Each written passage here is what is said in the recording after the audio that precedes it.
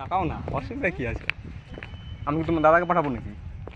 মেয়ের পরকীয়া ধরে ফেলায় জামাইকে দাওয়াত করে ডেকে এনে বিষ খাইয়ে হত্যার অভিযোগ উঠেছে শ্বশুরবাড়ির লোকদের বিরুদ্ধে। আপনাদের কাছে একটাই অনুরোধ, যেন কোনো মেয়ের পরকীয়ার কারণে একটা ছেলের অকালে মৃত্যু এরকমের 2 বছর আগে পারিবারিক প্রস্তাবের মাধ্যমে সাগর হাওলাদারের সঙ্গে বিয়ে হয় একই গ্রামের মাহবুব আলমের মেয়ে মারিয়ার।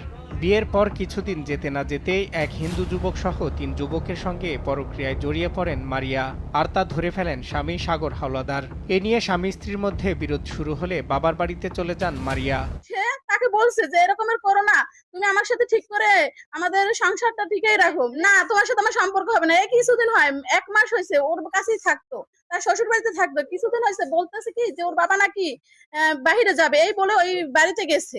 ঘটনার 2 দিন আগে সাগরের কাছ থেকে 1,500 টাকা ধার নেন শাশুড়ি সুখী বেগম। টাকা ফেরত দেওয়ার কথা বলে সাগরকে বাড়িতে ডেকে নেন তিনি। এরপর স্ত্রীকে বাড়িতে না পেয়ে বিষপানে আত্মহত্যার চেষ্টা করেছে দাবি করে হাসপাতালে ভর্তি করে পালিয়ে যান শ্বশুরবাড়ির লোকজন। এর কিছুক্ষণ পরই মৃত্যু হয় সাগরের। রাত করে মেয়েটা তার বাবার বাড়িতে নিয়ে গেছে, আমার ছেলে যা গেছে ওই করে নিয়ে ওকে মানে দরজা টরজা সব লক করে ওরা 4 জন এরা ওরা জঘন্য ভাবে আঘাত করে, মাথায় আঘাত করছে, এই শরীরে আঘাত করছে, বিভিন্ন আঘাত করার পরে তারপরে আমার ছেলেকে বিষ খাওয়ানো হয়েছে যাতে ওদের ওটা চাপা পড়ে থাকে। সবাইকে বলে দিচ্ছে যে ও বিষ খাইছে, আসলে ও বিষ খায় না, ওকে জঘন্য হত্যা করা হয়েছে। এদিকে মৃতের পরিবারের দাবি, মৃত্যুর আগে সাগর জানান তাকে মারধর করে জোরপূর্বক বিষপান করিয়েছে শ্বশুরবাড়ির লোকেরা। এই ঘটনায় পরিকল্পিত হত্যার অভিযোগ এনে থানায় অভিযোগ দেওয়া হয়। ওই ঘরে বলে বিষ আছিল, ওই বিষ ময়ের মধ্যে ঢেলে দিয়েছে। একটু আমার সাথে ওই মেডিকেলে আমি যাওয়ার পরে আমার ছেলে আমার কাছে বলছে, আমরা সুষ্ঠুভাবে বিচার চাই যে আমার ছেলে মারছে। আর কোনো আমার দাবি নেই, আমার ছেলেটা নিষ্পাপ, আমি সুষ্ঠু বিচার চাই।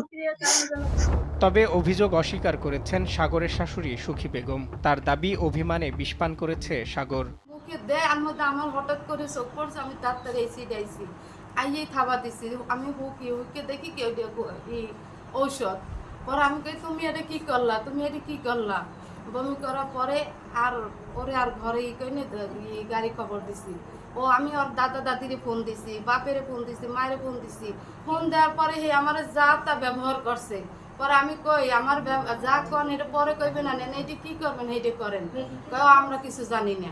ময়না তদন্তের রিপোর্ট না পাওয়া পর্যন্ত সঠিক কারণ বলা সম্ভব নয় জানিয়ে রিপোর্ট পেলে প্রয়োজনীয় ব্যবস্থা গ্রহণের কথা জানালেন পুলিশের এই কর্মকর্তা। বিষকে তাকে জোর করে খাওয়ানো হয়েছে না নিজে খেয়েছে, এই ব্যাপারে আসলে পোস্টমর্টেম ছাড়া এটা বলা সম্ভব না। আমরা আশা করছি পোস্টমর্টেমের পরেই আমরা এটা কনফার্ম হতে পারবো।